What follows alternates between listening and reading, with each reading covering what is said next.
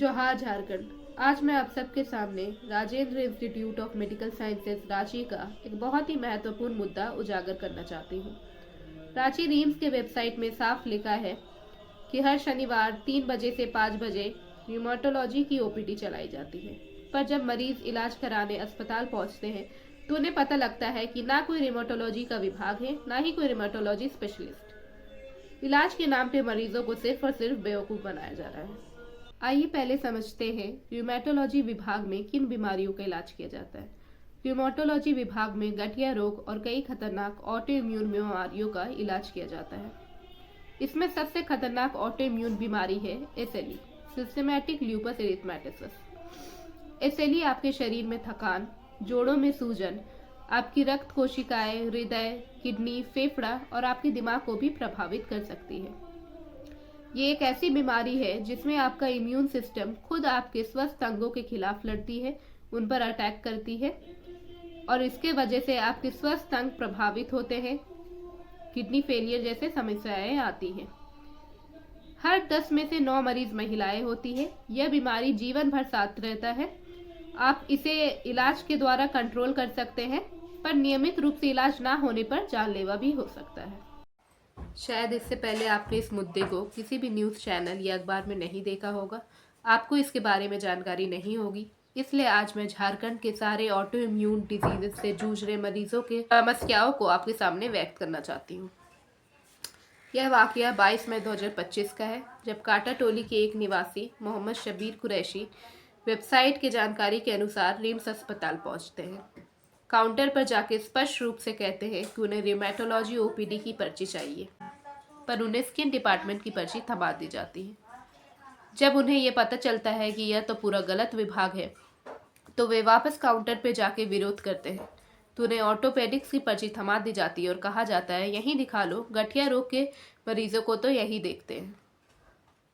इसके बाद inquiry counter पर जाके वे सवाल करते हैं कि यहाँ पर र्यूमेटोलॉजी विभाग है या नहीं, तो उल्टा उनसे सवाल किया जाता है, ये क्या होता है। सोचिए, इतने बड़े अस्पताल के इंक्वायरी काउंटर के कर्मचारी को यह नहीं पता कि र्यूमेटोलॉजी होता क्या है, र्यूमेटोलॉजी विभाग क्या होता है और इसके स्पेशलिस्ट कौन होते हैं। मरीज के समझाने के बाद इंक्वायरी काउंटर के कर्मचारी बेहद तिरस्कारपूर्ण स्वर में कहते हैं, ज़्यादा अंग्रेजी मत झाड़ो वरना यहीं भटकते रह जाओगे।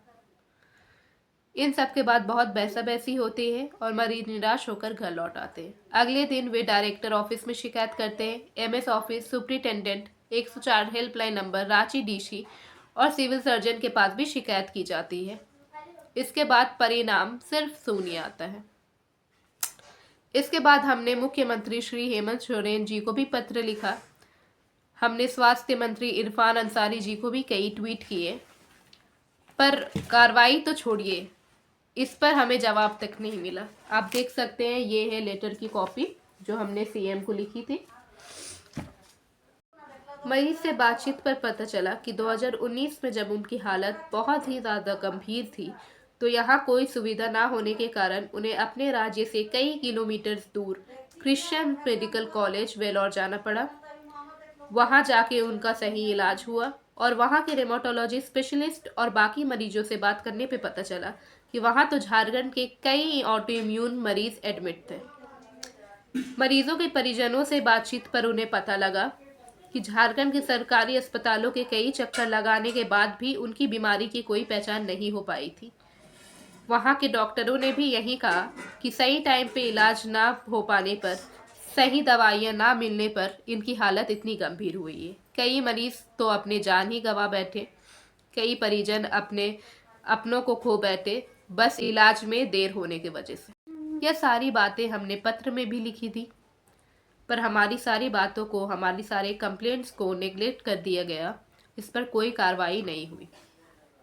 जब 2026-27 के अबुआ दिशुम बजट के लिए जनता का सुझाव मांगा गया, तो एक आखिरी उम्मीद के साथ हमने भी यह सुझाव दिया कि झारखंड के सरकारी अस्पतालों में रिमेटोलॉजी की विभाग होनी कितनी ज़रूरी है, कितनी आवश्यकता है यहाँ के ऑटो इम्यून मरीजों को, क्योंकि हर एक मरीज इतना समर्थ नहीं है कि वे दूसरे राज्य जा सके इलाज करवाने।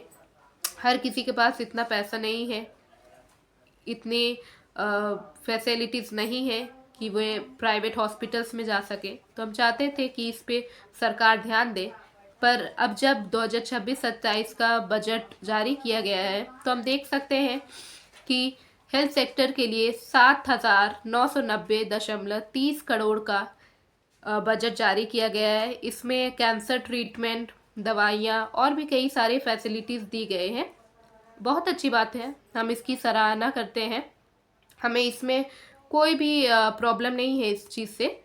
बट क्या उस बजट का 10% भी रिमेटोलॉजी विभाग के लिए नहीं रखा जा सकता था? विभाग का छोड़िए, क्या उसे एक रेमाटोलॉजी स्पेशलिस्ट भी नियुक्त नहीं किया जा सकता था? क्या ऑटो इम्यून मरीजों की जो जान है इतनी सस्ती है? 1 साल से हम संघर्ष कर रहे हैं और ये हमारी मांग नहीं है, ये हमारा अधिकार है। राइट टू हेल्थ हमारा संवैधानिक हक है। हम टैक्स देते हैं तो हमारे लिए नियमित रूप से इलाज होना चाहिए, हमारे लिए जरूरी विभाग होने चाहिए। आपने तो इस बीमारी का मजाक ही बना के रख दिया है, जैसे ये कोई गंभीर बीमारी ही ना हो। ऑटो इम्यून बीमारी के मरीजों को तो आपने जैसे पता नहीं क्या ही समझ रखा है, जो ऑर्थोपेडिक्स में दिखा लो, यहाँ दिखा लो, वहाँ दिखा लो। क्यों हम किसी और डॉक्टर के पास, किसी और स्पेशलिस्ट के पास जाए जब रिमेटोलॉजी ही हमारे बीमारी का विभाग है? पर हम नहीं रुकेंगे, हम आवाज़ उठाते रहेंगे, हम सवाल करते रहेंगे जब तक जवाब नहीं मिलता, जब तक विभाग स्थापित नहीं होता, जब तक मरीजों का भटकना बंद नहीं होता। यह मुद्दा सिर्फ रीम्स का नहीं है, यह मुद्दा सिस्टम की संवेदनशीलता का है। हमारे साथ आप भी बने रहिए, आवाज़ बनिए, इस मुद्दे को शेयर कीजिए, इस पर सवाल कीजिए। धन्यवाद।